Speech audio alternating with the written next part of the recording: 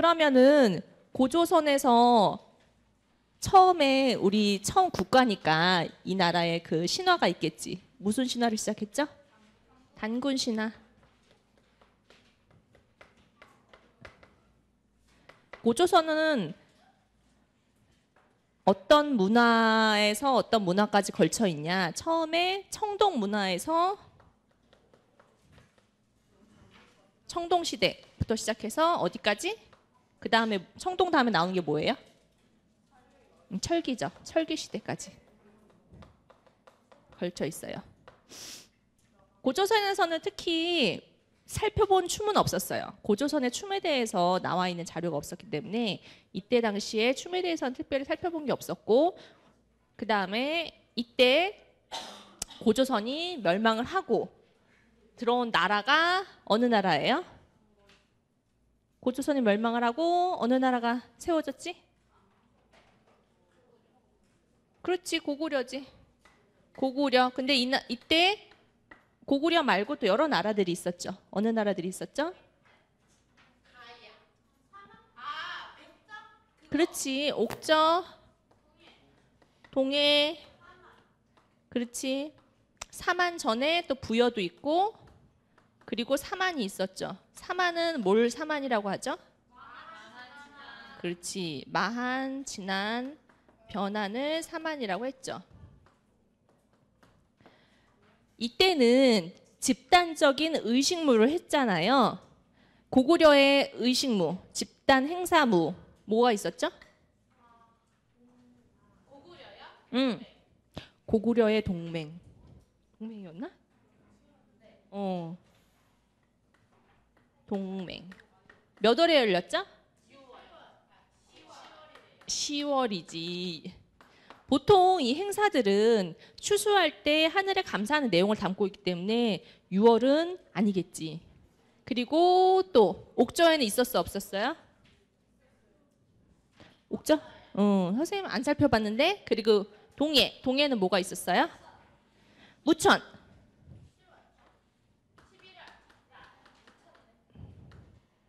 몇 월이야? 10월이지. 그 다음에 부여는? 영고였죠. 영고는 몇 월에 열렸어요? 12월. 12월에 열렸지. 그리고 요 세 나라 중에서 어느 나라 거를 살펴봤지? 마한. 마한에 뭐가 있었어요? 그렇지. 5월제와 10월제가 있었다. 요거는 이름은 다르지만은 내용이 하늘에 감사하고 집단적으로 신을 섬기는 마을 전체 행사였기 때문에 모두 같은 성격의 행사라고 볼 수 있는 거예요. 자, 그 다음에 이제 요게 지나가고 삼국시대가 열려요.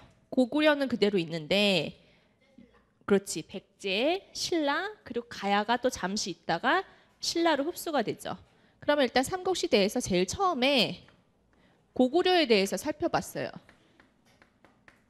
고구려에 대해서 살펴봤는데 어떤 자료와 어떤 자료로 나눠서 살펴봤죠? 그렇지. 고분벽화와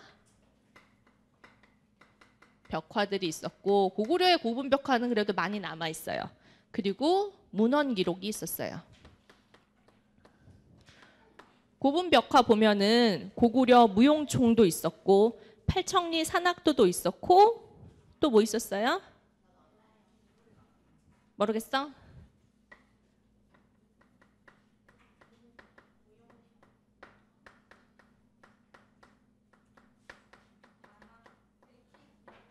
그렇지. 백희 기약도가 있었잖아. 이런 게 있었어. 근데 무용총에 보면은 알 수 있는 게 뭐 있었어요? 어떤 사람과 어떤 사람 역할을 좀 구분을 했죠. 그렇죠.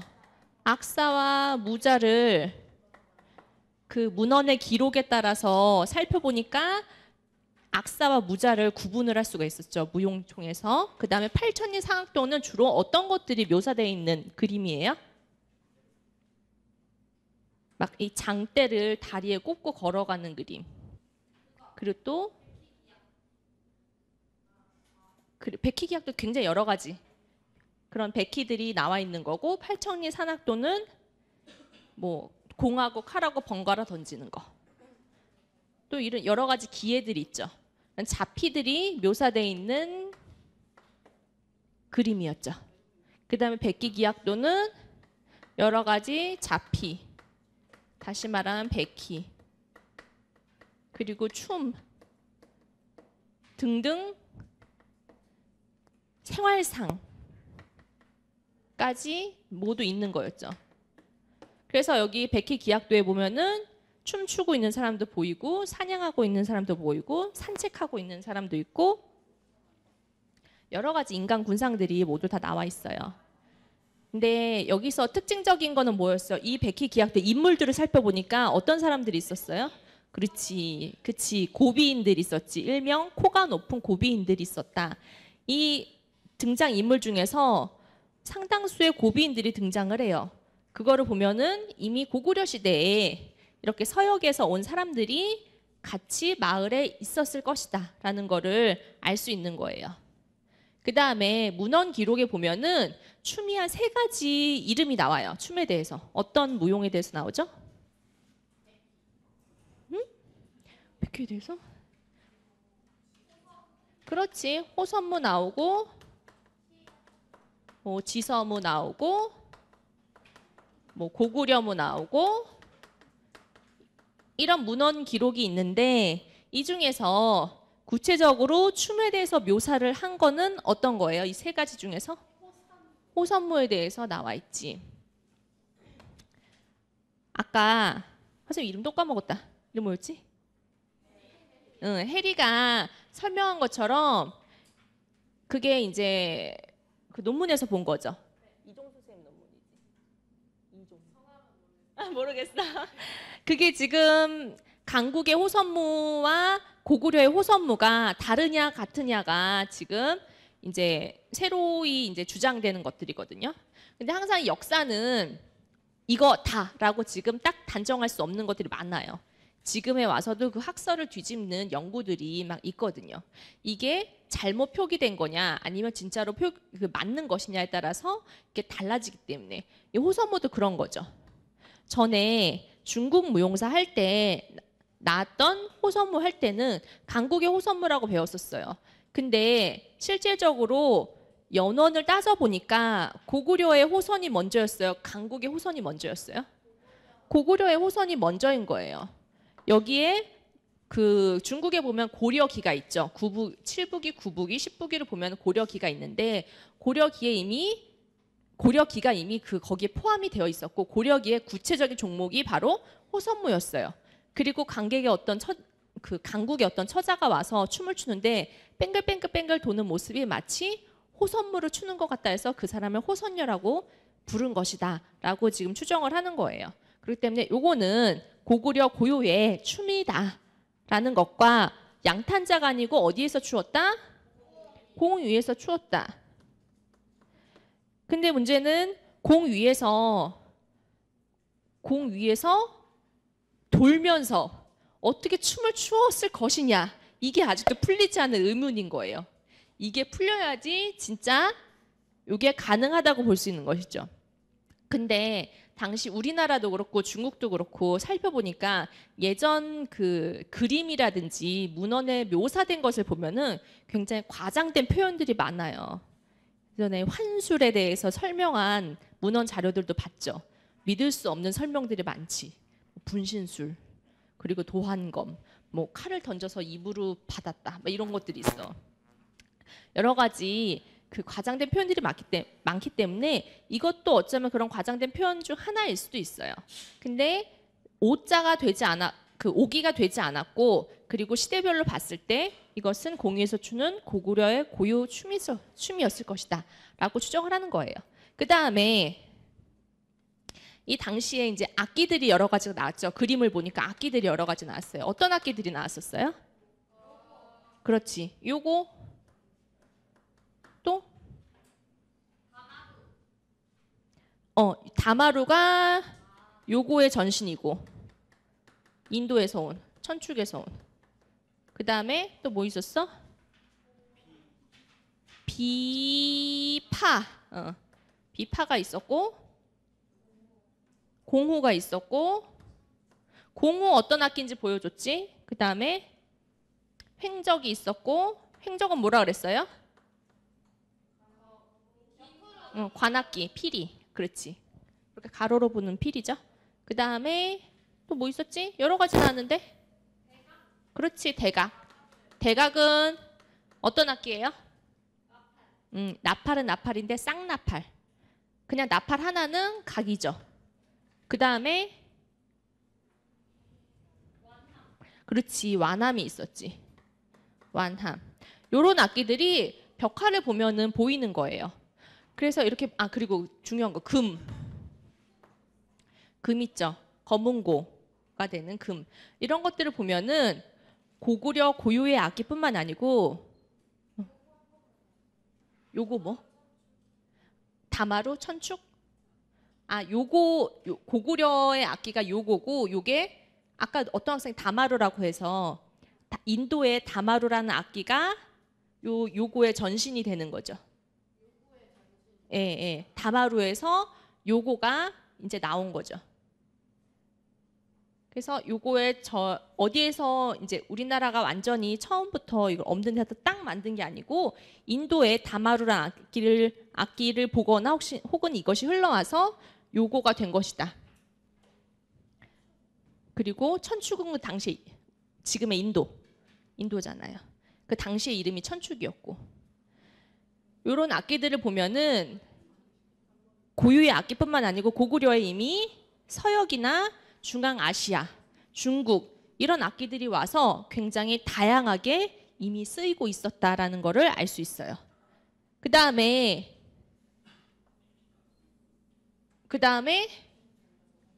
어느 나라에 대해서도 살펴봤죠? 고구려 이제 끝났고 백제에 대해 살펴봤지. 백제는 문제가 삼국 중에서 이제 고구려처럼 대영토를 차지하고 있던 국가도 아니고 통일을 한 국가도 아니고 해서 자료가 좀 빈곤해요. 근데 백제의 문화가 어디에 많이 전파되어 있어요? 그렇죠. 일본에 많이 전파되었기 때문에 백제의 자료를 오히려 일본에서 찾을 수 있는 것도 많아요. 백제의 역할은 일단 일본에 불교를 전파했거든요. 그 다음에 또 일본에 또 어떤 걸 전파했어요? 그렇지. 기약물을 전파했는데 누가? 미마지. 어디에서 이 기약물을 배웠어요? 그렇죠. 오나라. 오나라는 중국의 남부지방을 얘기한다고 했죠. 그래서 남부지방에서 기약물을 배우다가 일본에서 전파를 했다고 일본의 무던 자료를 보면은 나와 있다고 했어요. 오나라? 중국의 남부지방을 얘기해요. 전에 지난 시간에 오나라에 대해서 쭉 설명해 줬잖아요. 중국에 오나라가 모두 몇 번 있었어요? 3번이나 있었잖아. 여러 번 있었어요. 오나라가 한 번 있는 게 아니고 여러 번 있었는데 시기가 다 맞아 안 맞아요? 안 맞았어요. 오나라가 뭐지? 그 당시에 일본에서 중국 남부 지역을 오나라라고 했거든요. 그렇게 이해를 하면 돼요.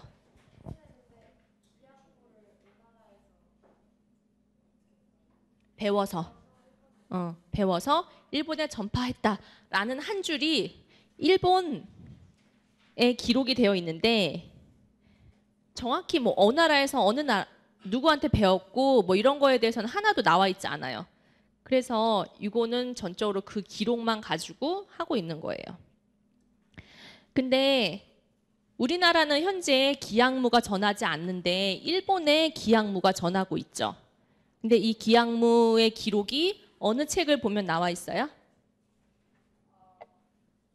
어떤 책을 보면은 기약의 서기가 아닌데 인물에 대해서 쭉 설명이 나와 있고요.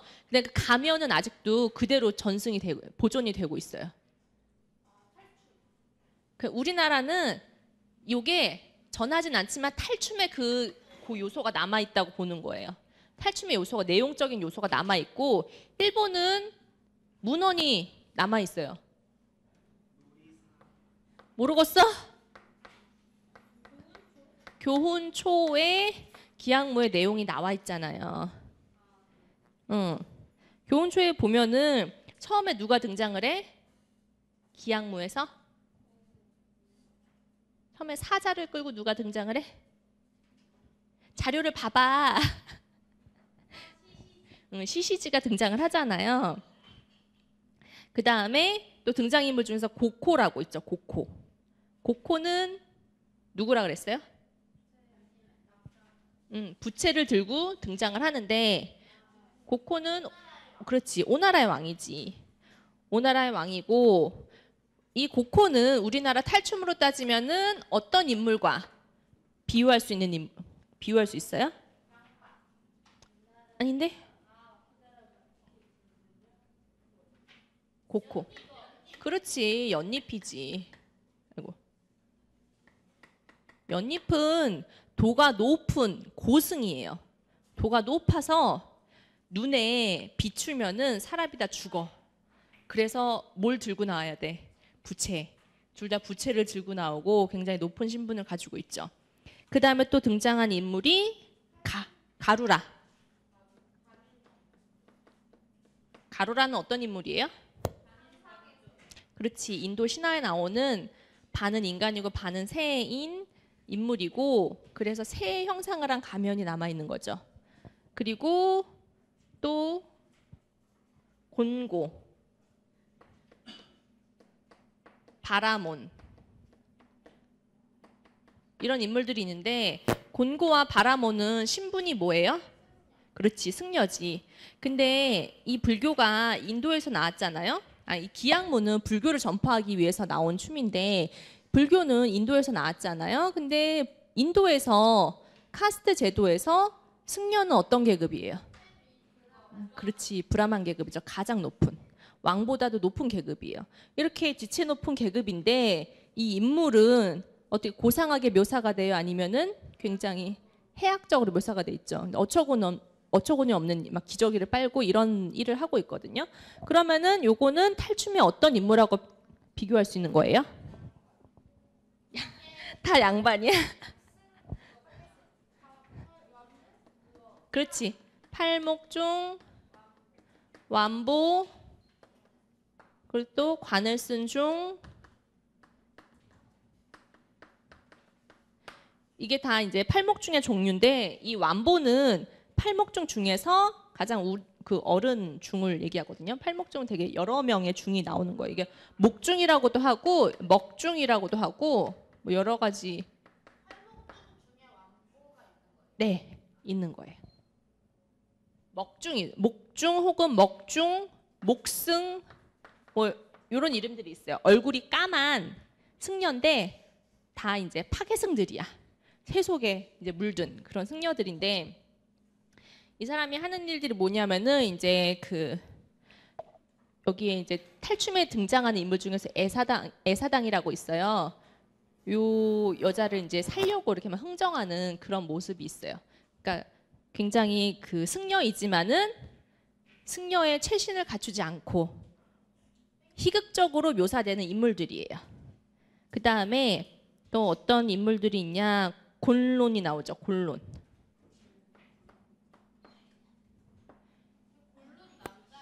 네, 남자죠. 고코가 여자고. 나 고조인가? 고조가 여자고. 곤론은 역할이 뭐예요? 그렇지, 고조를 유혹하는 역할이잖아. 그리고 그러면은 이거를 탈춤에 어떤 인물하고 비교할 수 있어요?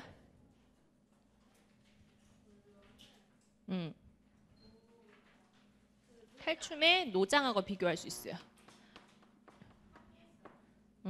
노장은 그 딱 보면은 나이가 지긋한 이름이죠. 그래서 굉장히 도가 높은 승려인데 그 세속에 내려와서 그 색과 미에 빠져가지고 소모라는 여자들을 이제 데리고 사는 역할이에요. 그러니까 요 골로는 노장, 파괴승의 역할을 하고 있어요, 같이. 그 다음에 여기 고조가 나오죠. 고조는 오나라의 공주고 이건 별 대비되는 인물이 없었고요. 그 다음에 리키시가 나오죠. 리키시는 어떤 역할을 해요? 누구를? 고조를? 고조 여잔데? 지금 매우 헷갈리고 있어. 곤론을 제압하는 거지. 얘가 고조란 여자를 꼬시니까 리키시가 얘를 때려잡지. 때려잡는데 이거는 다시 말하면은 어떤 것을 상징한다고 볼 수 있어요? 그렇죠. 곤론은 힌두교, 리키시는 불교를 봤을 때 불교가 힌두교를 제압하는 이런 상징으로도 보는 거예요. 그 다음에 이 불교 수호자는 탈춤의 어떤 인물하고 비교가 되는 거예요? 그렇죠. 취발이죠.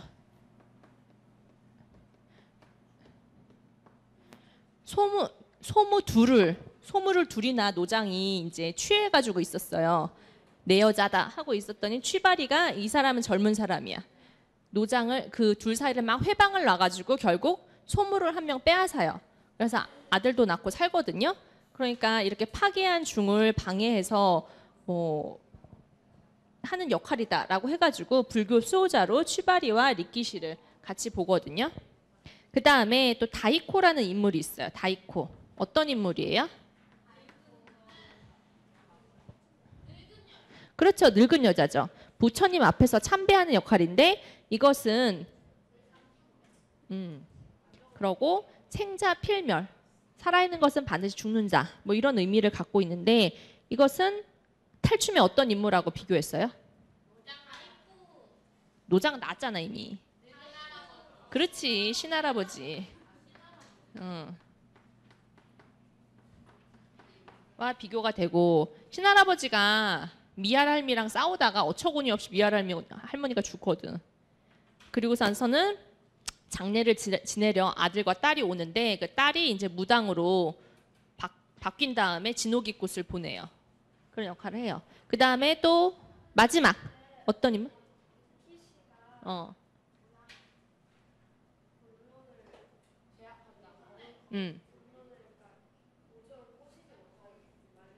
그렇지. 그때 설명하고 기억나? 외설적인 춤을 추잖아요. 그래서 거기에다가 새끼줄을 꼬아가지고 잡아당기지. 그렇게 해서 탁 꺾이게 해가지고 얘를 제압을 하는 거야. 그럼 외설적인 내용이 포함되어 있다 그랬잖아요. 그 다음에 다이코 말고 마지막으로 스이코는 어떤 역할이죠? 부처님의 불로장생과 부처님의 도래. 그러니까 모든 것을 다 해탈한 무상의 역할이에요. 술이 취한 호인의 형상이죠. 이것은 탈춤의 어떤 인물하고 비교할 수 있어요? 샌님. 샌님은 신분이 뭐야? 그렇지, 선비야. 드디어 양반이 나왔어. 양반이 나오는데 여러 가지 우여곡절을 겪은 양반이에요. 이 사람도 같이 이제 무상을 상징해요. 이렇게 기양무와 지금 이게 정확히 말하면 양주 별산대 놀이거든요. 양주 별산대 놀이랑 굉장히 합쳐지는 게 많아서 이 기양무의 흔적이 우리나라 탈춤에 이렇게 남아있는 게 아닌가라고 보는 거예요. 자, 탈춤을 한 이유는 뭘까요? 그렇지, 귀신 퇴치. 그 다음에 중국 사신 접대. 그리고 또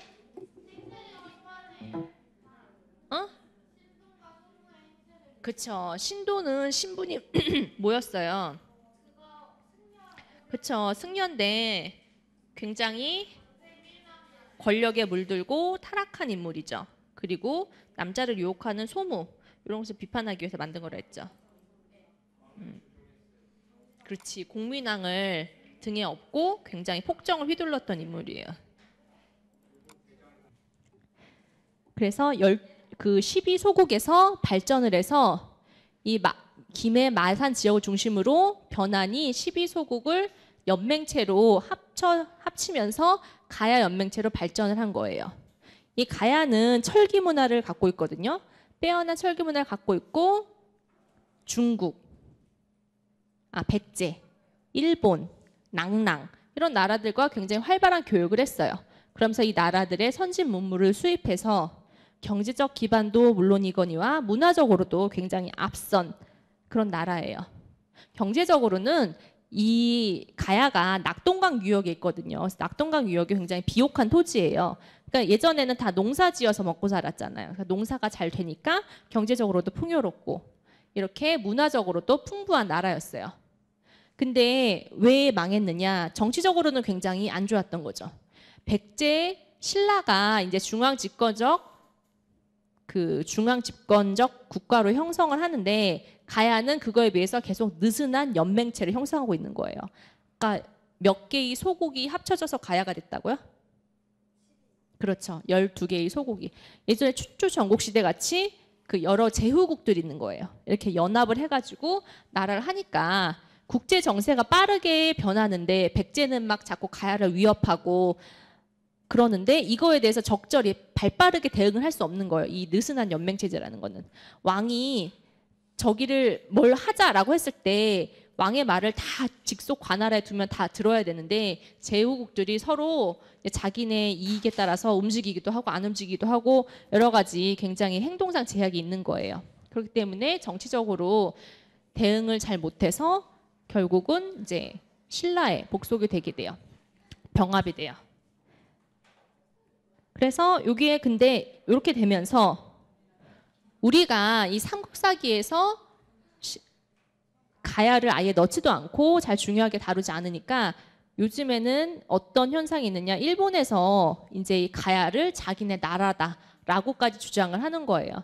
그래서 일본이 우리나라의 임나 일본부라는 것을 설치해서 한반도를 지배했다라는 게 바로 이 가야를 자기네 국가로 편입시키는 역사 왜곡이에요. 근데 가야는 이 삼국시대에 존재했던 우리 나라고요. 그 다음에 이때 신라에 흡수된 대표적 인물이 바로 김유신과 우룩이에요. 김유신은 이 가야의 왕족이었거든요. 그래서 신라로 병합되니까 신라에서도 역시 귀족 계급인 진골로 들어가요. 그리고 우룩은 악사죠. 당시의 궁중 악사인데 가야 가실왕의 눈에 들어가지고 이제 이렇게 있다가 가야가 점점 이제 신라로 이제 가실왕이 죽고 그러면서 이제 신라로 망명을 하게 되는 인물이에요. 우룩에 대해서 좀 자세히 살펴볼게요. 우룩은 가야국의 궁중 악사인데 가실왕에게 발탁이 되죠. 약 520년경. 약 520년경이면은 우룩이 대체적으로 30대 이렇게 되는 나이예요. 우룩은 정확히 언제 태어나고 언제 죽었는지는 알 수 없어요. 근데 요 정도 그냥 추정하는 거예요. 앞뒤 봤을 때. 근데 우룩이 한 일이 뭐예요? 역사적으로 유명한 거. 가야금을 만들었다고 하죠. 가야금의 작곡도 하고. 근데 실제적으로 삼국사기에 보면은 가야금은 누가 만들었다고 나와 있느냐 하면 가실왕이 만들었다고 나와 있어요. 왜냐하면 모든 것은 다 왕이 만드니까. 근데 실제적으로 가실왕이 만들었다는 거는 그 밑에 있는 우룩이 만들었다는 소리지. 삼국사기에 보면은 이렇게 나와 있어요.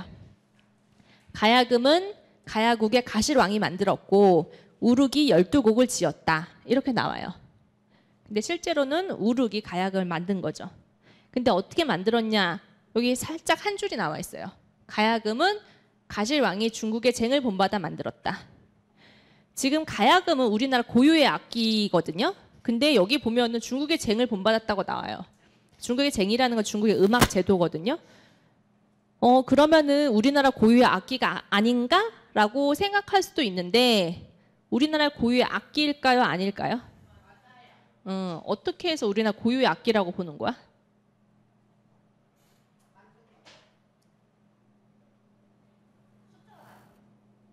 응? 완전히 독창적인 방법으로 만들었기 때문에.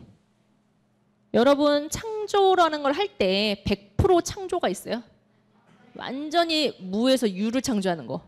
지금 시대는 전혀 있을 수 없지. 심지어 뭐 창조는 죽었다. 라는 말처럼 100% 창조라는 건 없어요. 내가 아주 그냥 태초의 원시 시대에도 뭘 본다, 자연을 다 모방하고 어떤 것을 모방해서 만들거든요. 그렇기 때문에 지금 우리가 아무리 어떤 것을 만들어도 우리가 살아오면서 쌓아왔던 기억, 움직임 이런 걸 갖고 그게 다 이렇게 나오는 거란 말이야. 그렇기 때문에 그런 것들을 고려해 봤을 때 가야금은 우리나라 고유의 악기로 보는 거예요. 굉장히 독창적인 방법을 만들었기 때문에. 근데 이 가야금의 의미를 보면은 굉장히 뜻깊어요. 일단 여기를 보면은 여기가 이렇게 둥글죠. 여기가 이렇게 반원형으로 둥글어요. 요거는 하늘을 상징해요. 지금 얘기했잖아. 누구야? 여기가 이렇게 둥글잖아. 가야금이. 여기가 둥근 거는 둥근 머리는 하늘을 상징해요. 그리고 평평한 아래는 땅을 상징한다. 당시에 천문관은 어땠어? 당시에 천문관 하늘이 어떻게 생겼다고 생각했어? 둥글고 땅이 평평하고 나는 우리나라가 이 땅의 중심이라고 생각하잖아요. 그러니까 이걸 본떠서 만든 거예요. 지금 지구는 둥글지만 예전에 그렇게 생각 안 했잖아. 그 다음에 이 12줄 있죠. 12줄은 뭘 상징한대요? 1년 12개월을 상징을 하는 거예요. 그리고 우룩이 12곡을 지었어요. 12곡을 지은 이유는 지금 가야가 12개의 소곡으로 이루어졌다 그랬잖아요. 그러니까 그 각 지역에 맞는 곡을 해가지고 12곡을 지은 거예요. 근데 요거는 당시에 어떤 의도를 가지고 창제가 된 거예요. 가실왕이 자신의 뜻을 펴는데 너무나 이게 단합이 잘 안 되는 거야. 12속으로 이루어져 있으니까. 6세기경이었는데 6세기경에 이제 섬진강 유역에 백제가 자꾸 쳐들어오고 있었어요. 그래서 요것을 좀 방비를 하고 그리고 왕권을 강화하고 신진 세력을 발굴해가지고 이제 내 뜻에 맞는 사람들하고 이제 같이 가고 싶은데 이걸 하기 위해서 무엇을 이용했느냐? 바로 이 음악을 이용을 한 거예요. 사람들을 단합을 할 때 음악을 이용해서 이 정치를 다스리려고 한 거예요. 그래서 악으로 백성을 통치하고자 한다라고 해서 예약 관념이 반영된 게 바로 이 가야금과 가야금 곡이 되는 거예요.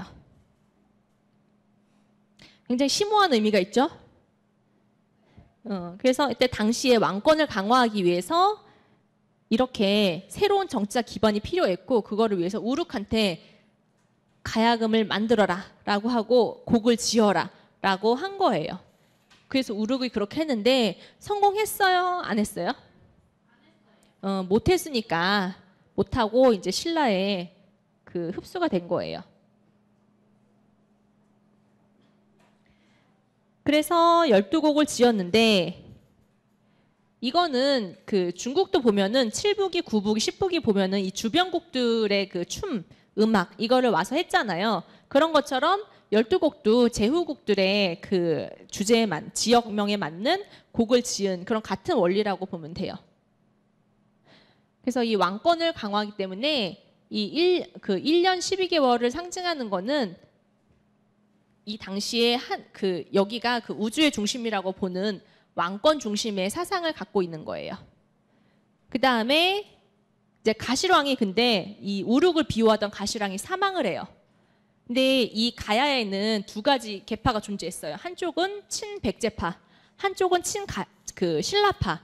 근데 가실왕은 신라파였어요. 우룩도 그렇고. 근데 가실왕이 죽으니까 우룩이 어떻게 되겠어? 자기 라인이 죽은 거야, 라인이. 그러니까 핍박을 받겠지. 그래서 이제 가장 대의적인 의미는 이 가야금을 지키기 위해서 신라로 망명을 했다고 나와 있는데 가야금을 지키기 위해서도 그랬고 그 다음에 자기의 정치적 지금 입지가 좁아졌기 때문에 신라로 망명을 한 거예요. 가야금을 가지고. 그래서 자기가 창조한 가야금을 가지고 신라에 가서 그 음악적 명맥을 이었으니까 그것도 맞는 말이에요. 가야금을 지키기 위해서 갔다는 말도 맞는 말이지. 그 다음에 이제 신라를 볼게요. 가야에 그래서 자취는 어디 나와 있냐? 일본과 신라에 남아 있어요. 신라는 계략적인 그 국가의 정보를 좀 보면은 935년까지 한 1000년 동안 있었던 나라예요. 삼국 중에서 가장 늦게 국가가 형성되었거든요. 그렇지만 7세기 중반경에 백제를 먼저 정복하고 그 다음에 고구려를 정복하면서 이제 차례로 두 나라를 평정하고 통일을 하게 돼요. 여러분들 배울 때 신라 통일이라고 배웠어요? 아니면 뭐 다르게 배웠어요? 통일신라 배웠죠. 왜냐면 이게 계속 그 분분하거든요. 왜냐면 반쪽밖에 통일 안 했기 때문에 그걸 왜 통일이라고 해야 되냐. 그래서 그 고구려의 상당 부분은 어떤 나라로 돼요? 어떤 나라로 돼요? 해. 무슨 해? 발해가 되지. 발해가 되는 거야. 근데 어쨌든 지금 우린 통일신라라고 하고 있어요. 그래서 통일을 하는데 이때 신라는 이제 법흥왕에 이르러서 어떤 일을 했느냐, 골품제를 정비해요. 신라의 신분제로는 골품제가 있었거든요. 근데 골품제는 진골 성골인 귀족 그 왕족과 그 다음에 6도품부터 그 1도품까지 거기에 이제 귀족이 있었는데 이거를 이제 이게 완전 이렇게 별개로 이렇게 있었거든요. 이거를 그냥 하나로 합쳐서 전체 8개 두품으로 합쳐요. 그걸 이제 법흥왕 때 하게 돼요. 그래서 골품제를 정비하고 율령을 정하는 등 왕권 강화를 하게 돼요. 그 다음에 삼국 중에서 이 법흥왕이 불교를 그렇게 들여오려고 했는데 귀족들이 반대를 해가지고 계속 못 들여오다가 가장 늦게 드디어 불교를 공인을 하게 돼요. 그 다음에 신라의 가장 특징적인 거는 유일하게 여왕이 있었다. 여왕. 지금 몇 명이야? 3명이 있었네. 3명. 신라에 여왕이 있었던 이유는 뭘까요? 우리나라 온 역사를 통틀어서 유일하게.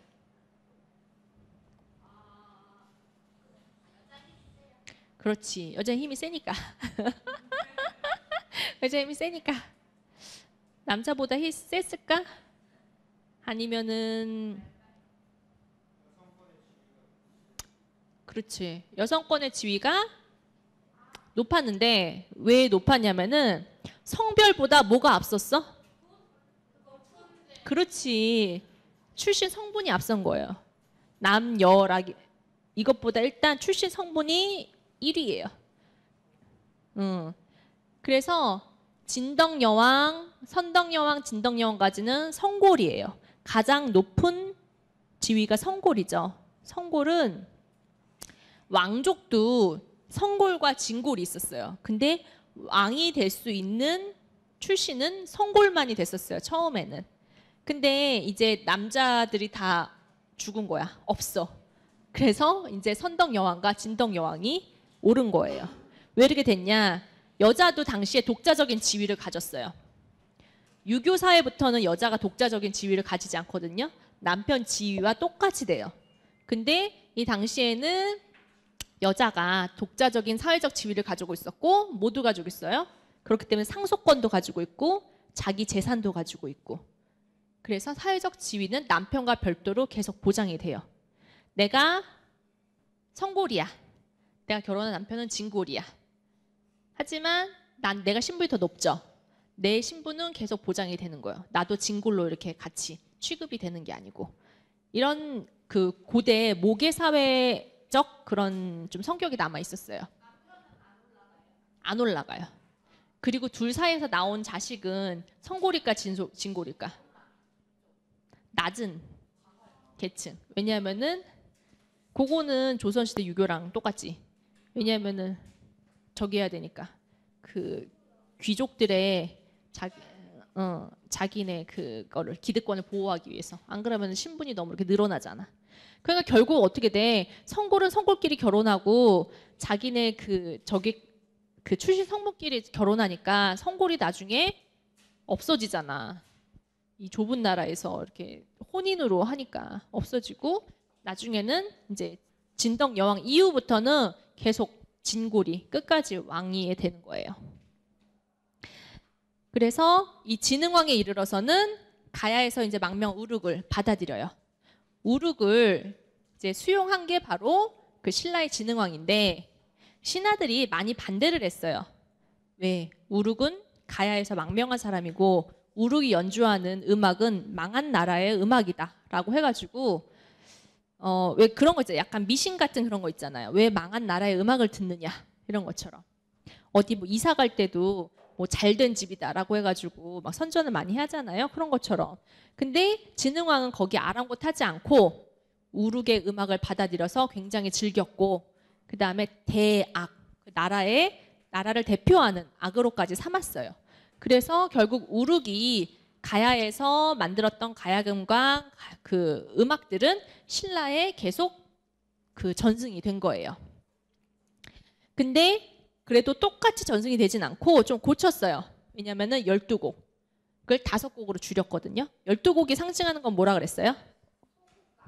그렇지, 12곡의 소곡이니까 소곡을 상징하니까 그곳은 편곡해서 5곡으로 줄였어요.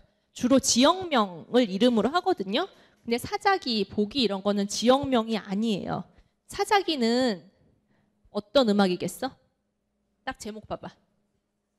사자춤을 추기 위한 음악일 것이다. 여기에 춤도 췄을 것이다. 우룩이 악사라고 소개가 되잖아요. 이때 악사라는 거는 음악만 연주하는 사람이었을까? 그러니까 작곡도 하고 연주도 하고 그 똑같은 거잖아. 춤도 추고 노래도 부르고 가무악이 모두 하나였다 그랬잖아요. 가무악이. 그래서 그 우룩이 전수한 거는 음악뿐만 아니고 노래, 춤 모두 신라의 전수가 돼요. 그 전에 일단 골품제도에 대해서 참고적으로 더 자세히 알아볼게요. 성골은 일단 가장 높은 신분이에요. 그래서 왕족 중에서도 일부만 여기에 해당이 됐거든요. 여러분들 그런 말 안 써요? 어떤 사람 딱 봤는데 너무나 고급스러워. 이 사람 부티나. 이 사람은 뼛속까지 뭔가 그 부잣집인 것 같아. 그럴 때 뭐라 그래? 진골이야. 그런 말 안 해? 진국이야 이런 거 말고. 그 사람 진골이야. 성골이야. 이런 말 안 해? 좀 써봐. 좀 있어 보여. 이런 데서 나온 말이에요. 이런 데서. 근데 왜 성골이야라고 하기보단 진골이야라는 말 더 많이 쓰거든요. 왜냐면 성골이 중간에 이제 멸종되잖아. 그래서 계속 이제 진골로 이어지기 때문에. 근데 그 멸종된 이유로는 좀 이유가 불분명해요. 뭐 예를 들어서 성골 중에서 뭐가 좀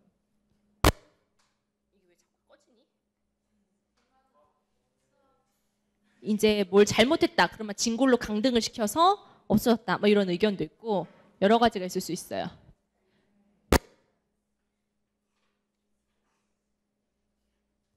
그래서 이 진골은 신라의 제2신분이고 부모 중 한쪽은 왕종이고 한쪽은 귀족일 때 할 수 있는 성분이 바로 진골이에요. 이 사람은 왕이 될 수는 없어요.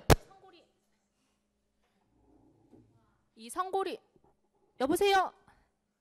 이게 나오는 거야? 나오는 거야? 나오는 거 같은데? 이게 안 나오지. 그래서 제일 최고 그 관직이 뭐냐면은 어디 있어? 최고 관등이 왕 다음에 신하 중에서 가장 높은 거.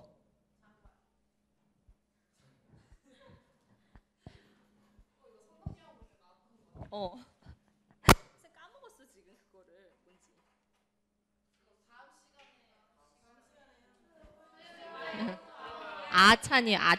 아찬이 여기고 하여튼 가장 제1 관직까지 오를 수 있었고요. 그 다음에 육두품은 그 육관등인 아창까지 오를 수 있고, 오두품은 10관등인 대나마, 그리고 오두품은 대나마고, 사두품은 12관등인 대사까지 오를 수 있었고요. 그 다음에 1두품부터 3두품까지는 이제 거의 구분이 없어져요. 점점. 그래서 이건 이제 이 귀족의 그 등급인데, 이 1두품부터 3두품은 이제 평민하고 거의 비슷하게 되는 거예요.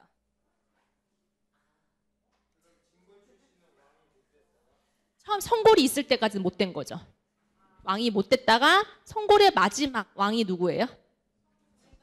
그렇지, 진덕여왕이라 했죠. 진덕여왕 다음부터 이제 진골이 왕이 되는 거예요. 네. 그러니까 그 성골에 남자들이 이제 다 소진이 된 거야. 마지막 두 명은 누구였어? 여자였지. 선덕여왕, 진덕여왕이었잖아요. 이 골품 제도를 한 이유는 뭐였겠어요? 결국 귀족이 자신의 기득권을 계속 가지고 있으면서 이것으로 이 평민과 귀족들을 지배하기 위해서 한 거예요. 그리고 아까 경주 출신 귀족이어야지 진골에 오를 수 있다 그랬잖아요. 그럼 결국 서울, 수도, 경주 지방이 다른 지역의 그 사람들을 지배하기 위해서 이런 골품 제도를 했다고 할 수 있는 거예요. 그 다음에 우룩을 볼게. 아까 이어서. 자, 우룩은 진흥왕 13년에 이제 왕명을 받아서 자신의 제주를 후대에 전수를 하게 돼요. 춤, 음악, 노래 세 가지를 다 각각 전수를 해요. 어디에서? 국원 지방에서. 국원은 지금의 충주거든요. 자, 계고에게는 뭐를 전수했어요? 가야금. 법지에게는 노래, 만덕에게는 춤을 각각 전수하게 되는 거예요. 이 당시에 어떻게 춤이 이루어졌냐, 악가무가 이루어졌냐 보면은 삼국사기 악지에 약간이 나와 있긴 하거든요. 근데 자, 금, 가, 무 이렇게 세 가지가 이루어졌다는 춤이 뭐냐, 그 종합 예술이 뭐냐면은 하신열무, 산해무, 상신열무, 소경무, 산해금무 이렇게 돼 있어요. 요거는 요 춤들은 가야금, 노래, 춤이 있는 공연인 거예요. 그리고 이렇게 가야금하고 춤만 있는 이름도 있어요. 가야금하고 춤만 있는 금무, 종합 연출 춤은 뭐냐? 한기무, 미지무, 대금무예요. 여기서 보면은 각 춤들이 어떤 모양을 했는지는 그림이나 형상이 묘사돼 있지 않아요. 근데 요렇게만 나와 있어요. 예를 들어서 대금무. 대금무에서 무척은 이제 춤을 추는 사람이죠. 무척이 붉은 옷을, 금척은 푸른 옷을. 금척은 뭐 하는 사람이에요? 가야금 연주자는 푸른 옷을 입었다는 거. 이렇게만 나와 있어요. 이거 외에는 내용이나 구성을 지금 알 수는 없어요. 그 다음에 또 일본 후기에 나와 있거든요. 신라 악사는 가야금과 춤 이렇게 나와 있어요. 그래서 요 당시에 이제 신라에서 갔던 거 보면은 가야금하고 춤이 남아 있는 거죠. 그리고 또 하나 이 당시에 춤으로는 어떤 기록이 있냐면 황창랑이 있어요. 황창랑의 건모는 다 들어봤죠? 황창랑이 몇 살에 백제로 들어간 거야?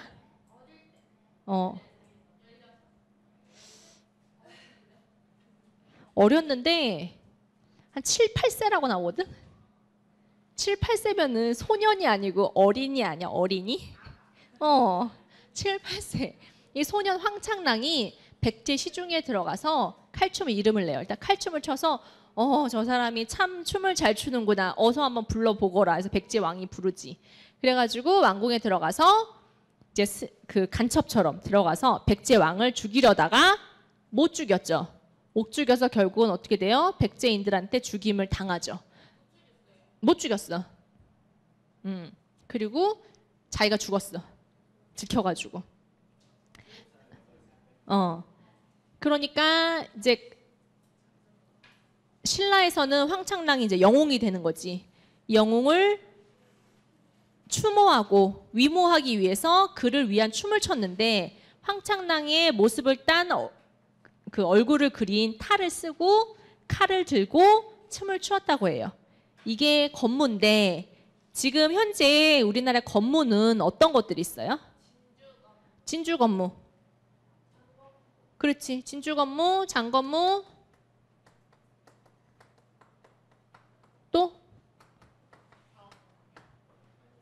또 무슨 건무 있어? 그렇지. 궁중 건무. 선생님을 모양을 보고 추측한 거야?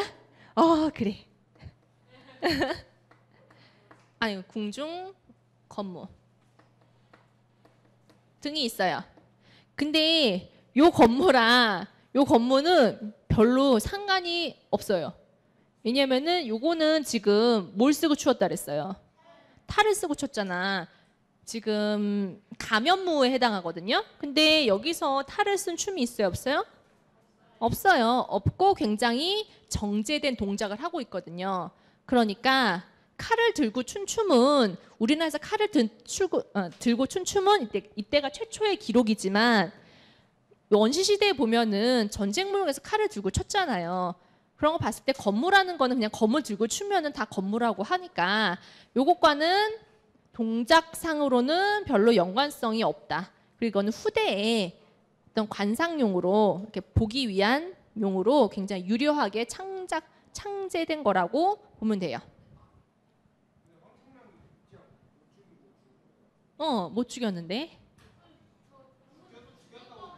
진짜? 죽였어? 선생님. 진짜로? 선생님 다시 찾아볼게요.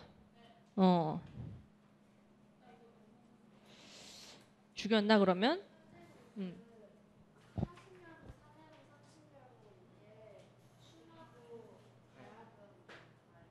춤, 가야금, 노래. 금, 가, 무. 뒤에 거는 금, 무.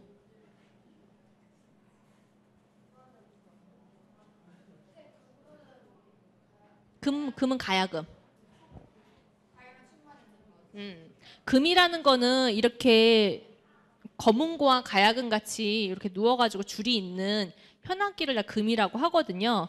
가야금은 12줄이고 검은고는 몇 줄이에요? 6줄. 그리고 또 아쟁. 12줄은 가야금.